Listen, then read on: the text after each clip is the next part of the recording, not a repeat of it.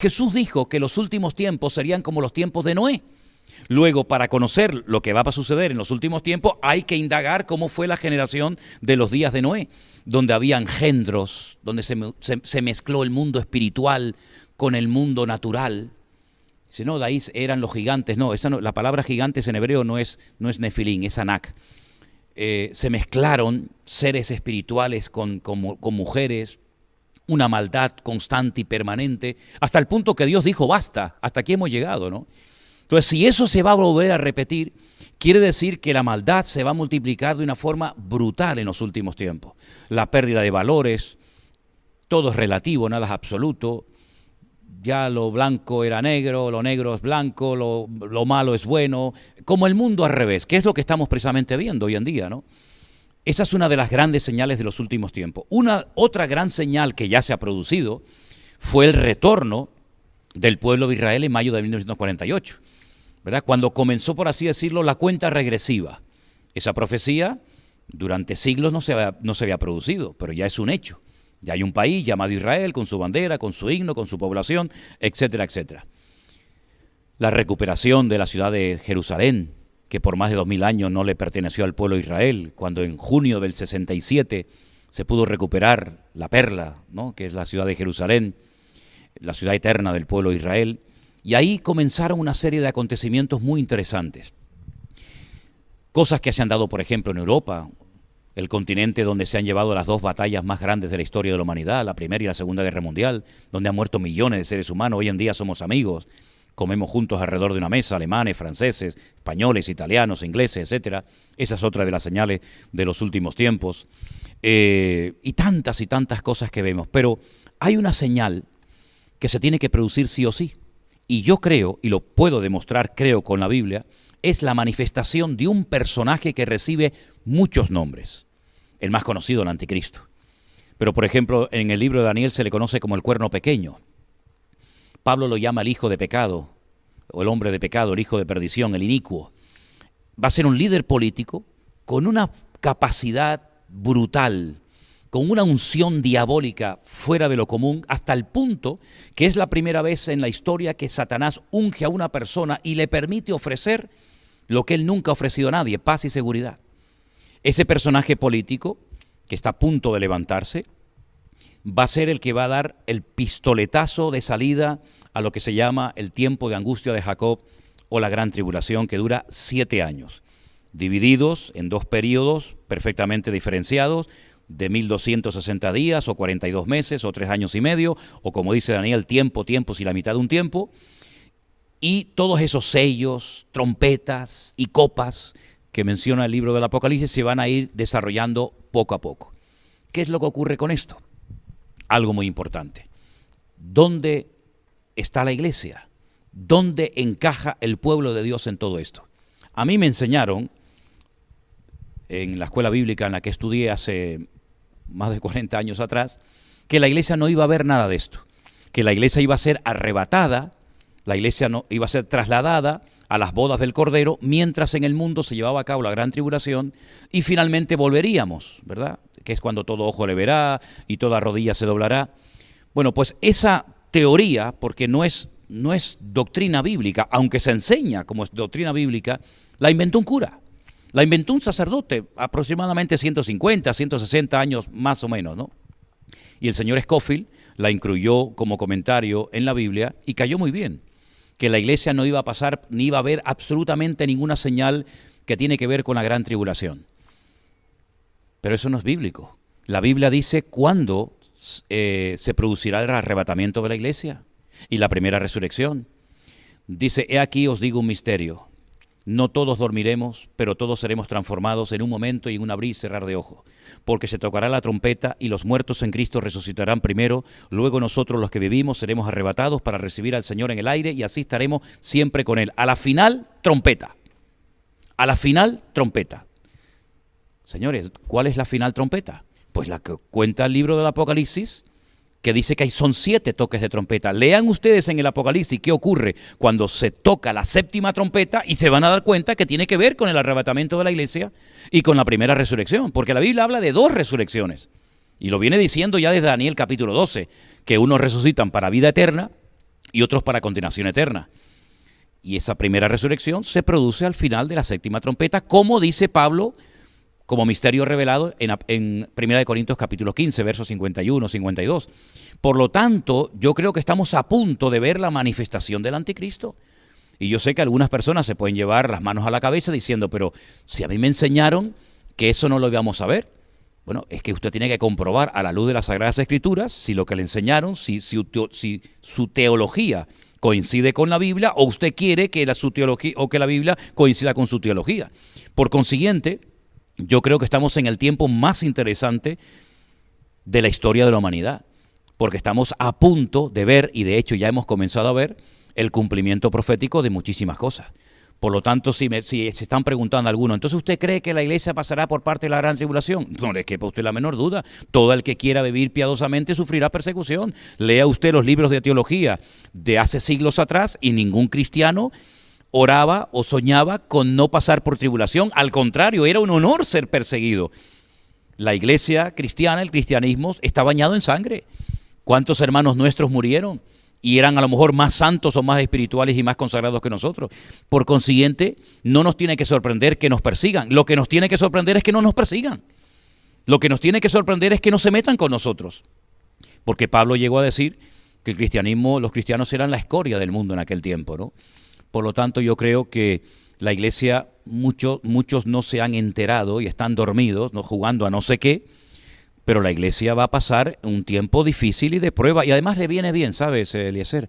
Le viene bien porque donde más ha crecido la obra y cuando más fuerte y más unidos hemos estado ha sido cuando nos han pinchado y cuando nos han perseguido. Cuando pasan de nosotros y ni siquiera se dan cuenta de que estamos, que es una desgracia tremenda que no esté la luz encendida, pues es cuando más se ha relajado la iglesia y cuando peor nos ha ido.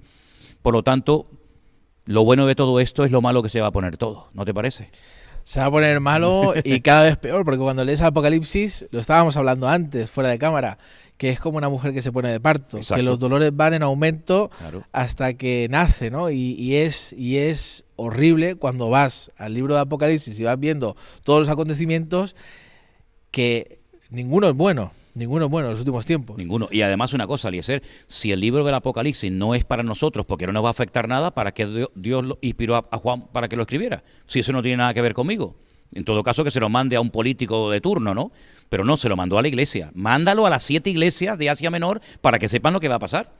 Incluso alguna de ellas le dice que va a ser perseguida también, ¿no? No, la iglesia siempre ha estado esperando la venida del Señor, desde sus inicios, siempre ha estado, ¿no? Siempre. Bueno, nosotros sí, más que nunca, ¿no? Siempre. Hay algunos que están esperando a hacerse ricos, más que a la venida del Señor, pero bueno.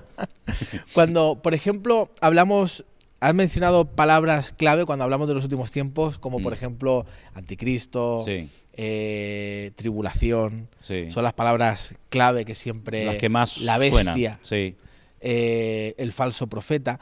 Cuando hablamos de falso profeta y anticristo, ¿quién es el falso profeta? Son dos personajes diferentes. Claro, ¿quién es el falso profeta? Exacto. ¿Y quién es el anticristo? Mira, eso lo explica perfectamente Apocalipsis capítulo 12 y 13, ¿vale? Esos dos capítulos para mí son claves en ese libro. Para mí esos dos capítulos, si se logran entender, bueno, puedes avanzar y disfrutar mucho en la lectura y en el estudio de esos libros. El falso profeta es un líder, digamos, religioso. Es un falso profeta, es un falso predicador, un falso exponente del evangelio. Pero no deja de ser un exponente del pseudo-evangelio, ¿no? Y el anticristo es un líder político. Ambos se asocian, aunque después el anticristo se vuelve contra el falso profeta y lo destruye, pero digamos que hacen un tándem, ¿no? Se casan durante un tiempo. Los datos del falso profeta son espectaculares. Los datos del falso profeta son muy interesantes porque nos describe cómo se visten sus ministros, cómo se adornan los ministros que están bajo la tutela o bajo la cobertura del falso profeta, dónde está la sede central de gobierno de esa institución totalmente corrompida moral y espiritualmente. Por lo tanto, desconocer estos datos me parece a mí que es un error grave que muchos creyentes cometen, porque entonces cuando se manifieste este falso profeta o se dé a conocer este anticristo, digamos de una forma natural, en cualquier sede mundial, sea la ONU, sea las Naciones Unidas, sea la Unión Europea, pues si la Iglesia no dispone o no tiene estos datos porque no los ha estudiado, ¿cómo va a saber si está llegando un momento crucial en la historia de la humanidad? Nosotros sabremos quién será el anticristo, por ejemplo, Claro. porque a lo largo de la historia, por ejemplo, cuando Hitler empezó a hacer el Holocausto y la locura Sí. que hizo, todo el mundo en aquella época pensaba que, bueno, Hitler coincidía con muchas cosas que dice la Biblia, que podría ser el anticristo. Sí. Nosotros, y se han dicho tantas personas que no, es que es el anticristo, Mm. ¿conoceremos bien 100% este es el anticristo? Bueno, los cristianos que dicen que no van a estar, lógicamente no van a saber quién es, porque dice que se fueron, por lo tanto, ellos no supieron quién era, ¿no? Pero lo que está bien claro es que los datos que nos da la Biblia, tanto en el Antiguo como en el Nuevo Testamento, de cosas que nos demuestran que este es el verdadero anticristo, son tremendos. Por ejemplo, te voy a dar unos cuantos, ¿te parece? Venga. Del amor de las mujeres no hará caso. ¿Cómo se interpreta esto? Bueno, se puede interpretar de varias formas, ¿no? Pero un dato significativo. Del amor de las mujeres no hará caso. Del Dios de sus padres se va a desprender y adorará a Alama Ozin, dice en el arameo, en el texto arameo, Alama Ozin, el Dios de la fortaleza o el Dios de la guerra. Otro dato muy significativo. Otro dato muy interesante. Se levanta contra todo lo que es objeto de culto. Tanto que se sienta en el templo de Dios, haciéndose pasar por Dios. ¿Cuál es el templo de Dios?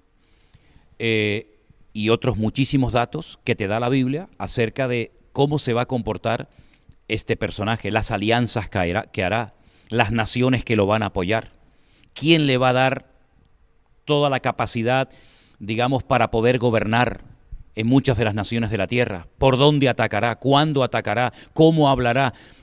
Se le describe con 3 animales diferentes.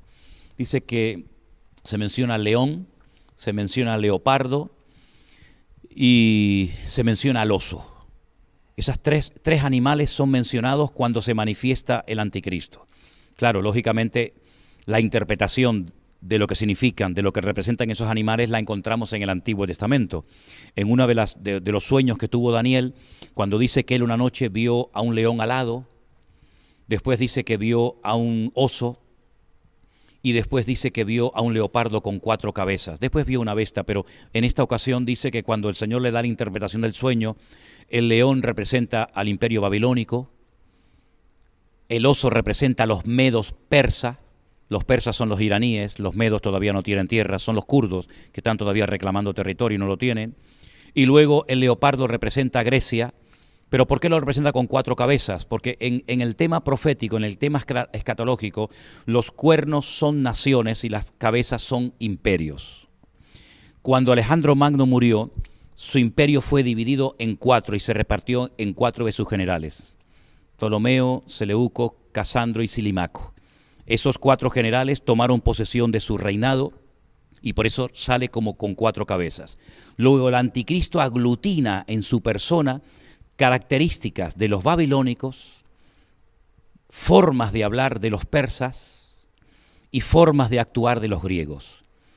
Hay que estudiar cómo era la cultura de los griegos, cómo son los persas en la actualidad, cómo actuaron los babilónicos en el pasado, porque es como una mezcla de características de estos imperios que han precedido a este último imperio que viene, y te vas a dar cuenta de que yo lo llamo, es una expresión mía, la última bala en la recámara de la pistola de Satanás, ¿no? Es la última oportunidad que tiene para conseguir sus objetivos. Sí, es verdad que Hitler se pareció mucho a un anticristo, pero hay un dato muy significativo.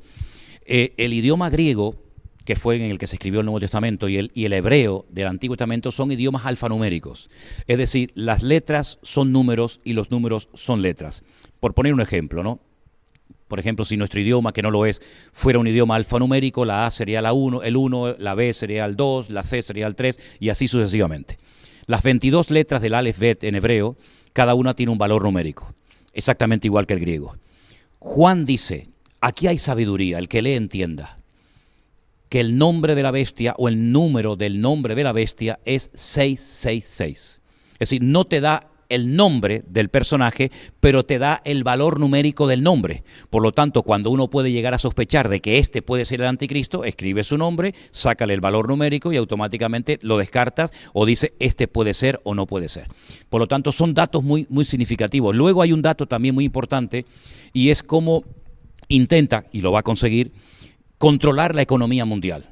El dinero va a desaparecer, las tarjetas de crédito van a desaparecer y se va a implantar en la cabeza y en la mano de las personas un microchip que ya existe, no es tecnología de ciencia ficción, sino que es algo muy fácil, muy práctico, muy bueno, pero que la palabra de Dios nos advierte de los peligros que puede conllevar y dice que todos serán marcados con el nombre o con el número de la bestia, para estar localizados por una pequeña señal de GPS, por una pequeña batería de litio, que es lo que alimenta a este chip. Nadie puede comprar, nadie puede vender, nadie puede hacer ningún tipo de transacción. Imagínate llegar al banco a cobrar tu dinero y no lo puedes cobrar, quieres comprar comida, no puedes comprar, quieres poner gasolina, no puedes comprarla. Entonces es un sistema magnífico. Allí llevas todos tus datos bancarios, todos tus datos de pasaporte, de DNI, médicos, etcétera. Y es una forma como él va a marcar a los seres humanos igual que si fueran animales, ¿no? Hay muchos animales, yo he tenido muchos perros y le teníamos que poner en la orejita el microchip, ¿no? Pues exactamente igual va a ocurrir. Así que son muchos los detalles. Es como los detalles que se daban acerca de la primera venida de Cristo. 150 profecías, es decir, que si logra cumplir este personaje 149, pero no cumple con las 150, se descarta automáticamente. No puede ser de la tribu de Leví, no puede ser de la tribu de Zabulón, tiene que ser de la tribu de Judá, etcétera, etcétera. Tiene que nacer en Belén de Judea para saber quién era el verdadero Mesías. Este es el falso Mesías, el antimesías, y también hay muchísimos datos para saber quién es.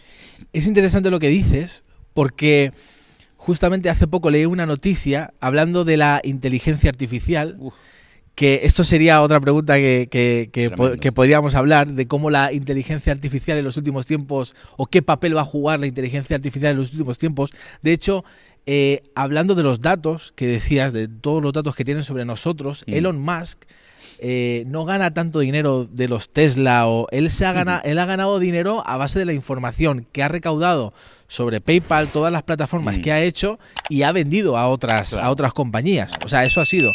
Pero otro día Elon Musk, hablando de los peligros de la inteligencia artificial en el futuro, vi algo que me causó una curiosidad tremenda, porque decía que hablando con Larry Page, que es uno de los fundadores de Microsoft, o uno de los que estaban allí, decía que Larry Page estaba creando un dios nuevo a base de inteligencia artificial. Y era espeluznante cómo empezaban a crearlo, a decir qué podría pasar. ¿Cómo ves tú, con todas estas noticias que tenemos, la inteligencia artificial en los últimos tiempos? ¿Qué te sugiere? Bueno, una de las señales de los últimos tiempos es que, y Pablo describe incluso hasta el carácter de los hombres de los últimos tiempos, es que habría inventores de males. La capacidad de la maldad del hombre es ilimitada, ¿no? Dios creó al hombre a su imagen y semejanza, y ahora lo que el hombre quiere es crear a un Dios a su imagen y semejanza, ¿no? Es otra vez todo invertido, ¿no?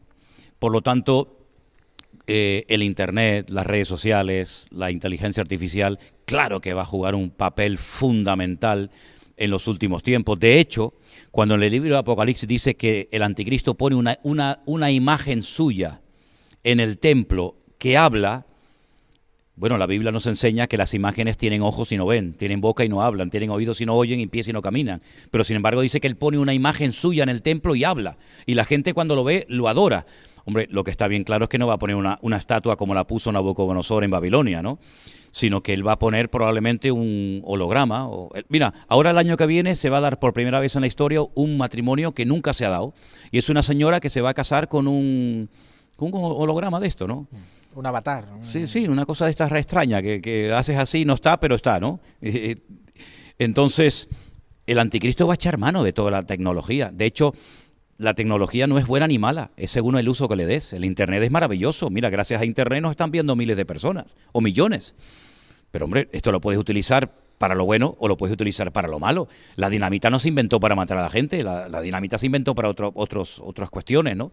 Por lo tanto, el enemigo como dice la Biblia, que los que son del pecado y de la maldad siempre piensan en cosas malas, y los que somos del Espíritu pensamos en las cosas del Espíritu, el diablo siempre está maquinando. Y todo lo que él pueda utilizar para alcanzar sus objetivos, lo va a hacer.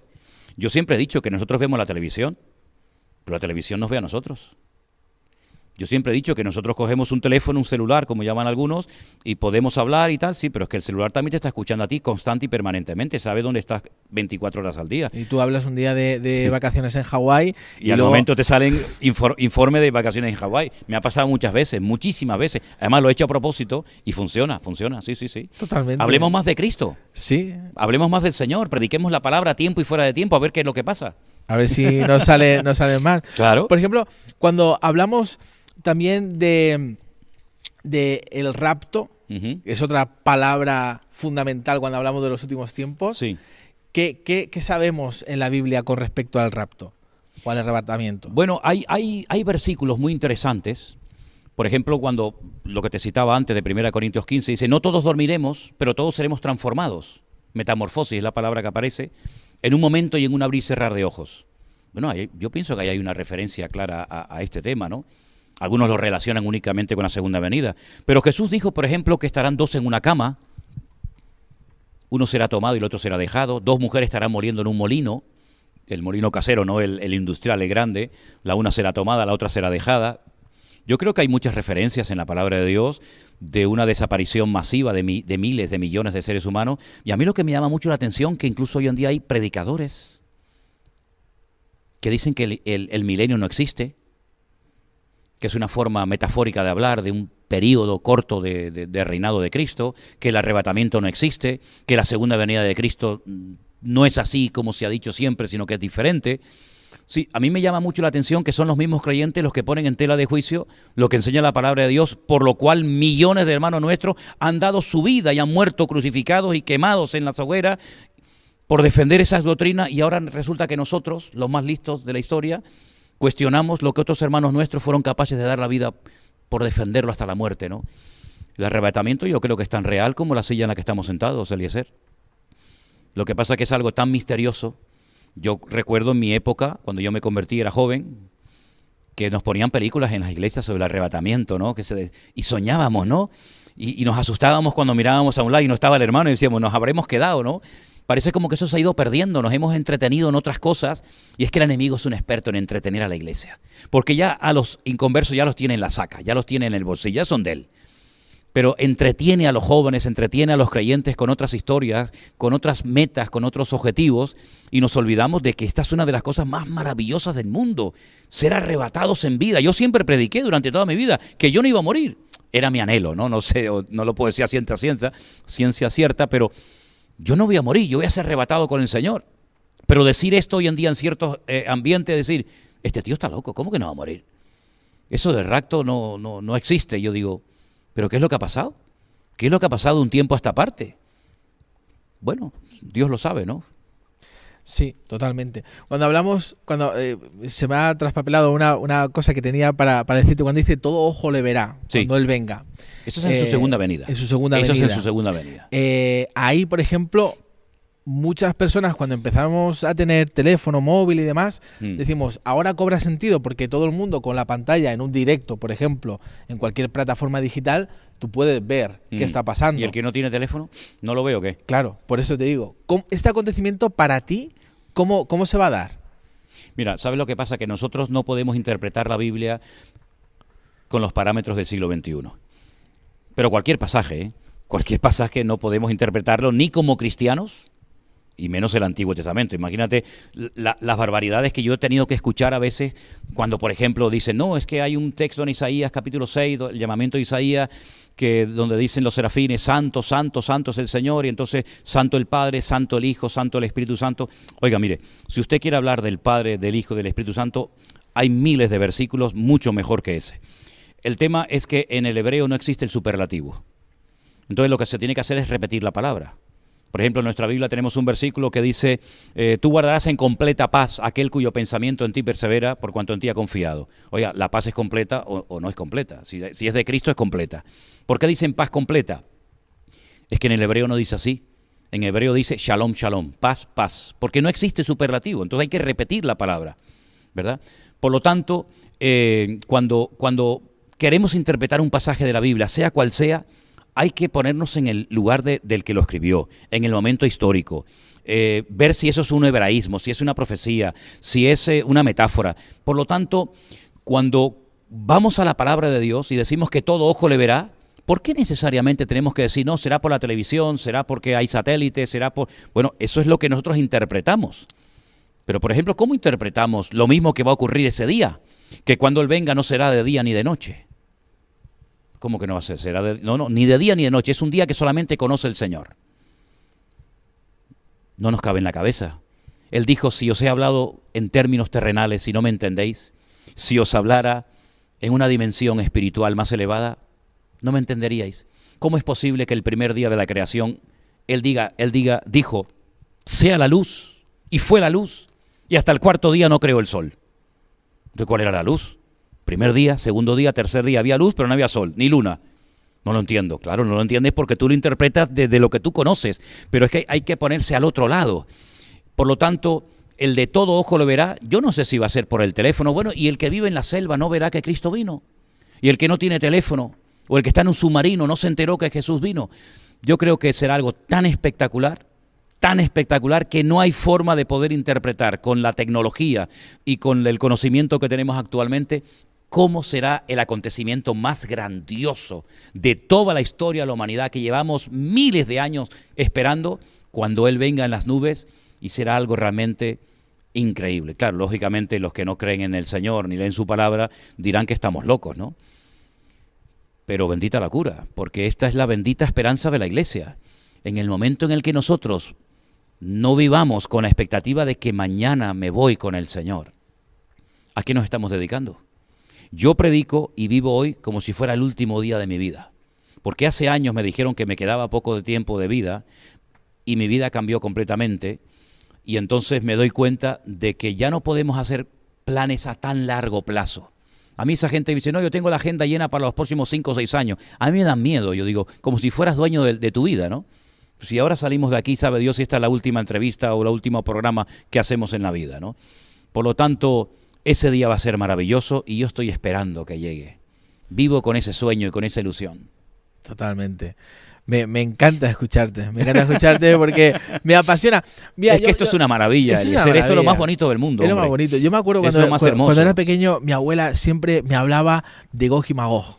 Oh, sí, claro. De Rusia y China. Ese. Siempre. Uy, ¿qué capítulos has tocado, madre mía? Siempre. Y me hablaba. ¿Te das cuenta? ¿Qué papel tiene? Y siempre que había una noticia de Rusia o de China, sí. ahí saltaba la abuela siempre. Tocaba el texto. ¿Tu abuela te hablaba de eso? Siempre. Pregúntale a los chavales hoy en día por Gog y Magog. Muchos dicen, ¿de quién?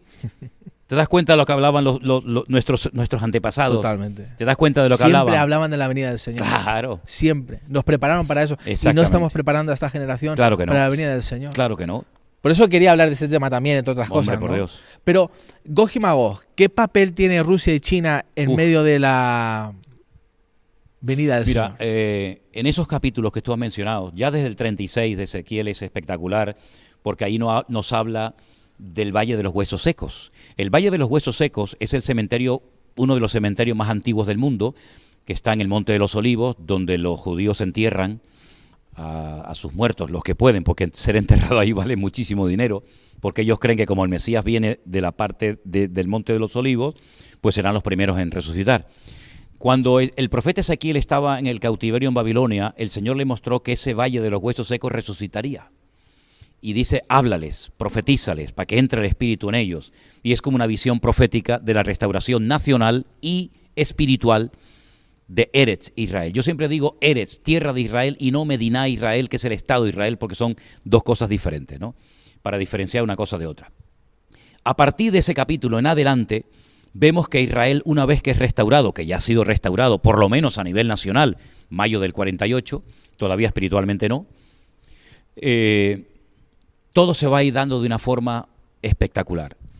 Gog, Magog, Mesed y Tubal son lugares y personajes que se mencionan en los capítulos de Ezequiel, y dice que atacará a Israel entrando por el norte, es decir, por los famosos altos del Golán, que Israel conquistó en el año 67, pero que por ahí entrará una multitud de millones de personas con el objetivo de destruir al pueblo de Israel y con el objetivo de conquistar la ciudad de Jerusalén, que es, como dicen los judíos, el ombligo del mundo, el lugar de donde Dios creó la tierra, ¿no?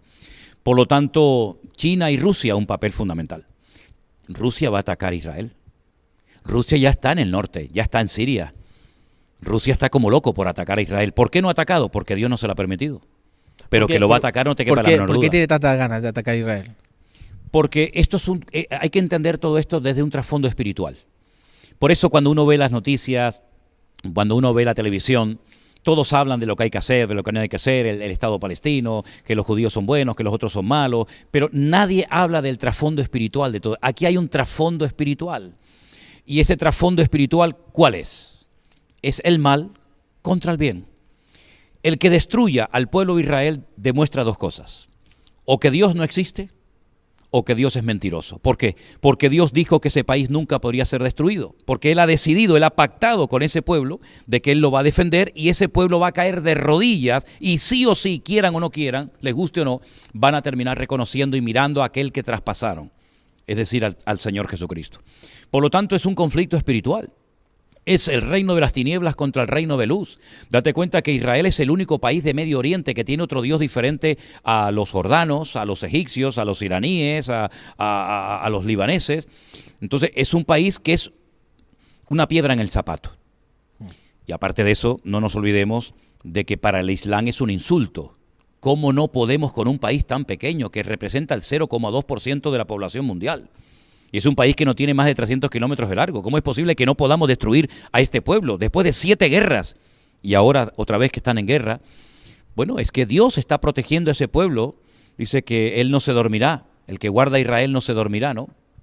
Por lo tanto, hay un odio, no solamente contra Israel, sino contra el Dios de Israel. Porque es el espíritu de Amalek, el que se levantó contra el trono de Dios. Y tendréis conflicto, guerra, de generación en generación. Amalek murió, pero el espíritu de Amalek sigue vivo. Lo tomó Hitler, lo tomarán los enemigos de los últimos tiempos, y el objetivo no es destruir solo al pueblo de Israel. El objetivo es borrar a Dios de la faz de la tierra. Y ya me contarás a mí si alguien puede borrar a Dios de la faz de la tierra. Es una guerra inútil, pero lo siguen intentando. Y cada vez que lo intentan, no solamente pierden, sino que además se demuestra que el Dios que controla la historia es el Dios de Abraham, de Isaac y de Jacob, y no hay otro Dios fuera de él. ¿Crees que esta generación va a experimentar todo lo que estamos hablando acerca de la segunda venida del Señor? ¿Crees que verá? Muchas cosas sí. Si analizamos cronológicamente el libro del Apocalipsis, yo creo, y es mi opinión personal, claro, me llevaría mucho tiempo demostrar contextos bíblicos y todo esto, que yo creo que la iglesia pasará la primera parte de la gran tribulación, los primeros 3 años y medio. Y todo lo que la Biblia relata que va a pasar en esos 3 años y medio, lógicamente lo veremos. Que Dios nos protegerá, que Dios nos cuidará, siempre lo ha hecho. El Señor siempre marca una diferencia entre los que son y los que no son, entre la luz y las tinieblas. Sellos, que son 7, y trompetas, que son 7 en el Apocalipsis, yo creo que la iglesia las va a experimentar. Ya la segunda parte es otro tema. No hablo tanto de la iglesia, que sí, pero nosotros, ¿está tan cerca como para nosotros poder vivirlo? Yo le preguntaba eso el otro día al Señor, Eliezer, te lo confieso, con el corazón en la mano. O con la mano en el corazón, mejor con la mano en el corazón, ¿no? Si no estaría muerto.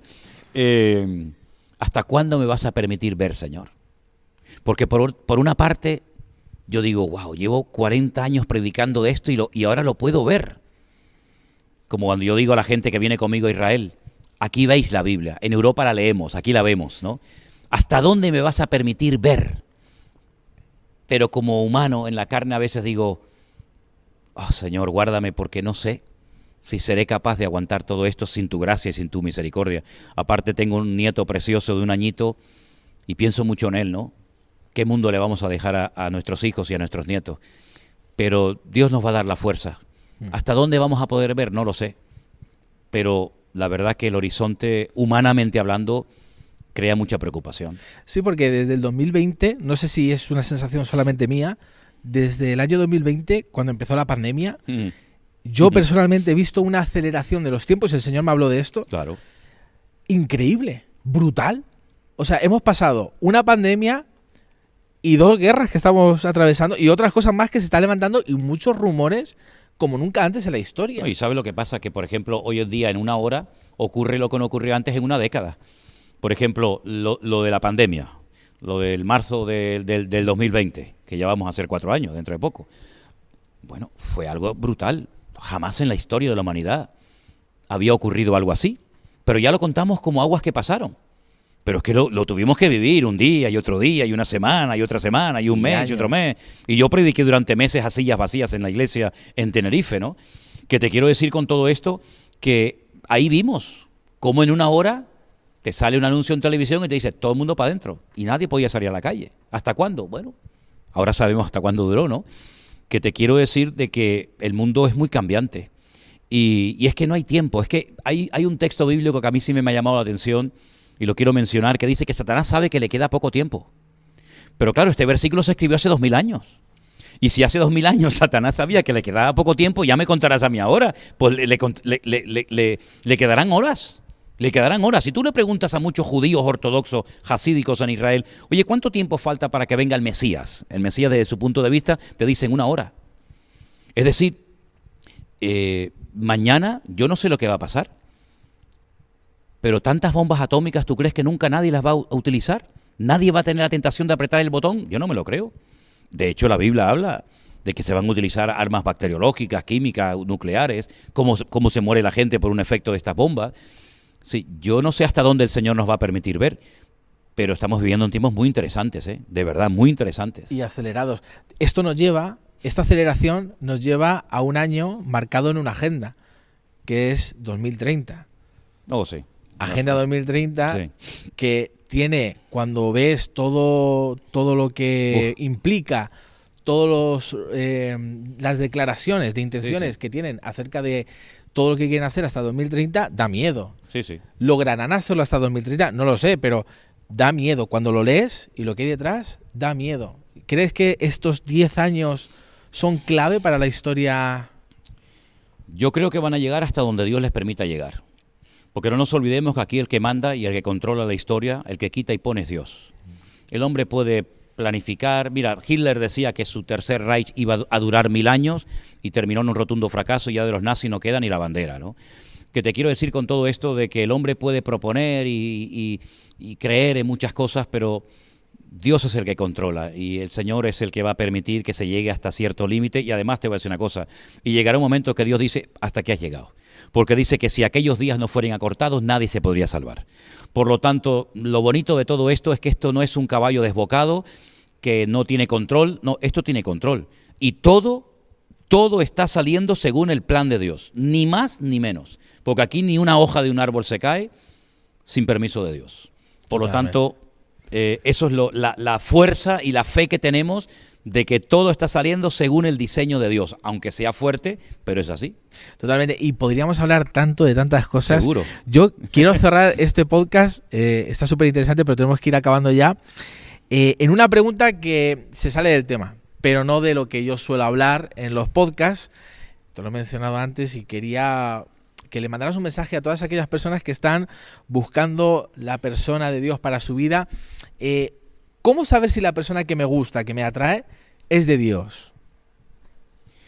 Bueno, ya nos vamos a otro tema completamente diferente. Nos vamos a otro tema, sí, hemos cambiado. Sí. Es una pregunta, porque yo siempre en los podcasts tengo como un consultorio que me mandan la pregunta y quería hacerte esta pregunta para cerrar muy este bien, tiempo. Me parece bien y seguramente muchos chicos jóvenes y chicas pues están viendo esto y se harán esta pregunta, ¿no? Bueno, a mí en mi época me gustaban todas. ¿Qué quieres que te diga? Y que a un chico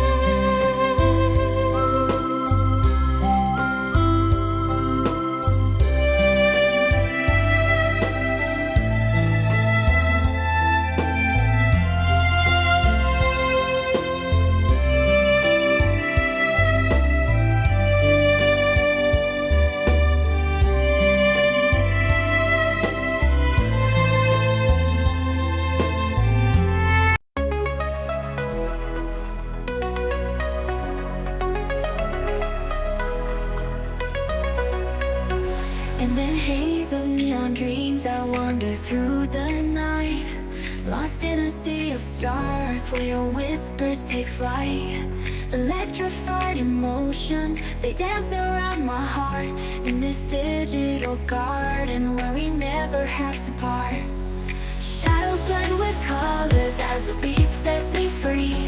Every note a memory, every rhythm you and me. Echoes of you in synth waves, feel you near in the pulsing haze. Inside your world where we collide. You lost the rhythm in my mind. With the glow of city lights, our shadows intertwine in this kaleidoscope of love where the past and future align. With every step I take, I feel your presence strong, and this digital symphony where our hearts belong. Shadows blend with colors as the beat sets me free. Every note a memory, every rhythm you and me. Echoes of you in synth waves, feel you near in the pulsing haze. Inside your world where we collide. You lost the rhythm in my mind. And in silence between the beats I find your voice. In the flicker of the lights I see your choice. Together in this dream we'll never fade. In the echoes of our love we'll always stay.